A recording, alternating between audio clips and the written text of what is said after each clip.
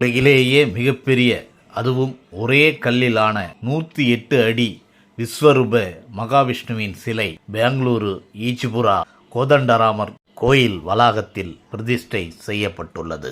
இந்த பிரம்மாண்ட மகாவிஷ்ணுவின் சிலைக்கு மிக பெரிய கிரேனில் ஏறிச் சென்று புரோகிதர்கள் சம்பரோச்சன மகா கும்பாபிஷேகத்தை நடத்தினர். இந்த பிரம்மாண்ட சிலையை நிறுவ 18 கோடி ரூபாய்க்கு மேல் செலவாகியுள்ளதாக அந்த ஆலய ட்ரஸ்டி சதானந்தா தெரிவித்துள்ளார்.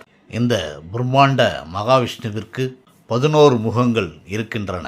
நடுவில் விஷ்ணுவின் முகம் இருக்கிறது. இடது பக்கத்தில் சிவன், சண்முகர், விநாயகர், நரசிம்மர், ரிஷிமுனிவர் ஆகியோரும், வலது பக்கத்தில் பிரம்மா, ஆஞ்சநேயர், அக்னி, கருடன், ரிஷிமுனிவர் ஆகியோருமாக 11 முகத்துடன் இந்த மகாவிஷ்ணு காட்சியளிக்கிறார். இதை சிவகேசவ ரூபம் என்றும் அழைப்பர்.